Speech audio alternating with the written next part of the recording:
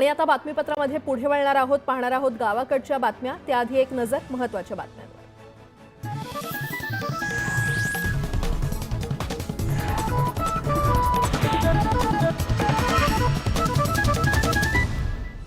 महत्त्वाच्या बातम्या. प्रायोजक घरकुल मसाले, स्वाद आणि मायेचा खमंग मेळ. गेटवेहून एलिफंटाकडे जाणारी फेरीबोट उलटून 13 जणांचा दुर्दैवी मृत्यू. 101 जणांना वाचवण्यात यश. मृतांच्या नातेवाईकांना 5 लाखांची मदत.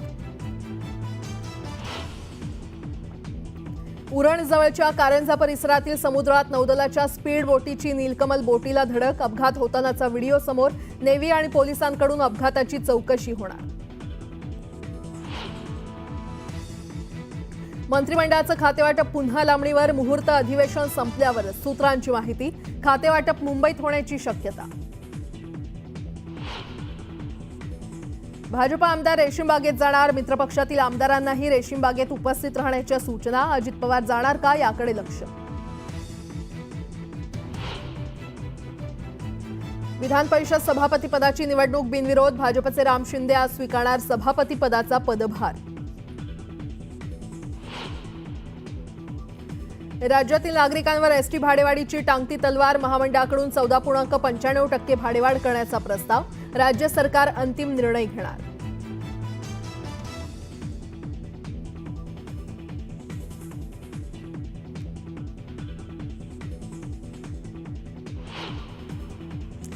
बातमीपत्राच्या सुरुवातीला एक दुर्दैवी आणि मोठी बातमी. मुंबईतील बोट अपघात प्रकरणात नवीन माहिती समोर आली आहे. नीलकमल ही बोट बुधवारी गेट ऑफ इंडिया जवळ समुद्रात बुडाली.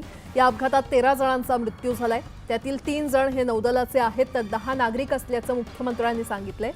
नीलकमल प्रवासी बोटीला नौदलाच्या बोटीनं धडक दिल्याचं मुख्यमंत्र्यांनी म्हटलं. नौदलाच्या बोटीला नवीन इंजिन लावलं होतं आणि त्या इंजिनाची चाचणी घेतली जात होती. त्या चाचणीच्याच वेळी इंजिनमध्ये बिघाड झाला आणि त्यामुळे बोटीवरील ताबा सुटला. त्यानंतर भरधाव असणारी ही बोट नीलकमल बोटीवर आदळली आणि अपघात झाला, असं मुख्यमंत्री देवेंद्र फडणवीसांनी सांगितलंय.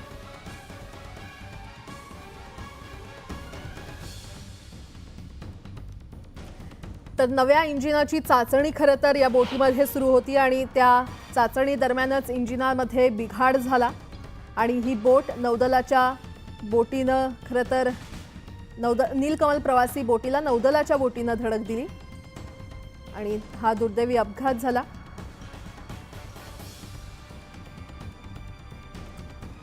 आणि आता थेट जाणार आहोत. आमचे प्रतिनिधी अजित मांढरे आपल्यासोबत जोडले गेलेले आहेत.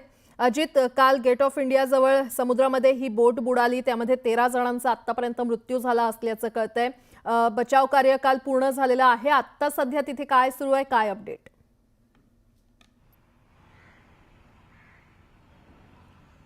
बचाव कार्य जे आहे हे जवळपास पूर्ण झालेलं आहे. जवळपास 104 लोकांना या घटनेतून, या दुर्घटनेतून सुखरूप बाहेर वाचवण्यामध्ये यश आलेलं आहे. तर 13 जणांचा याच्यामध्ये मृत्यू झाला आहे. याच्यामध्ये आणखीन 2 जण जे आहेत ते गंभीर आहेत. एकूण 13 जणांपैकी 4 जणांची ओळख अजूनही पटलेली नाहीये. दुर्दैव म्हणजे अहिरे कुटुंब जे आहे यांच्यावरती दुःखाचा डोंगर कोसळला आहे.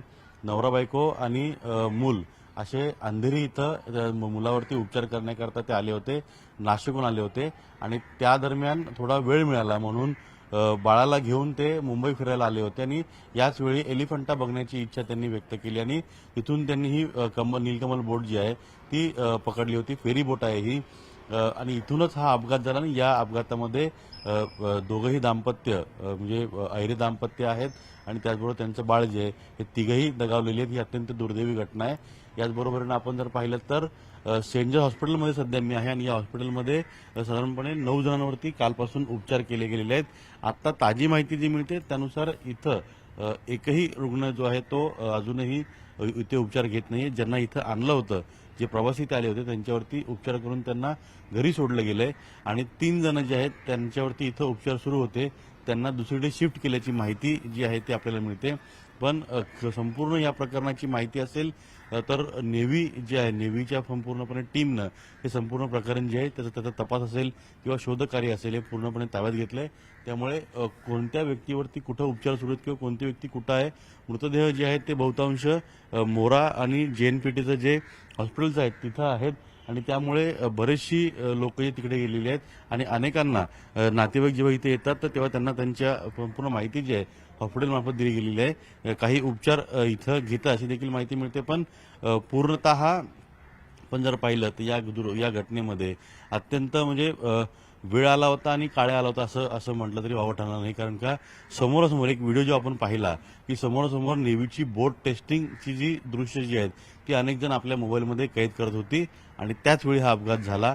जे फ्रंट सीटला म्हणजे जी बोट होती जी एलिफंटा दिशेने जात होती त्या फ्रंट सीटला जे बसले होते त्यातले बऱ्याच लोकांची बोट फुटल्यामुळे काही जणांचा तोल गेला, काही जणांनी उड्या मारल्या पाण्यामध्ये आणि याचमुळे ह्या घटना घडलेल्या आहेत. अत्यंत दुर्दैवी अशी घटना आहे.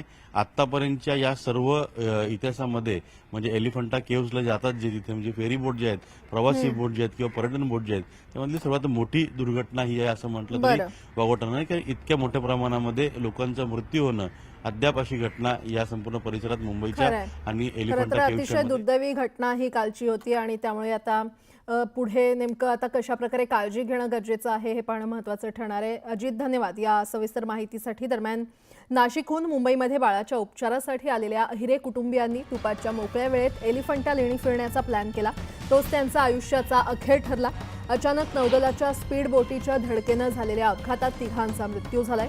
या अपघातात राकेश अहिरे यांच्यासह पत्नी हर्षदा आणि बाळाचा मृत्यू झाला. नाशिकच्या पिंपळगाव येथून हे दाम्पत्य अंधेरीतील रुग्णालयात बाळाच्या उपचारासाठी आले होते आणि या घटनेनं अहिरे कुटुंबियांवर दुःखाचा डोंगर कोसळला.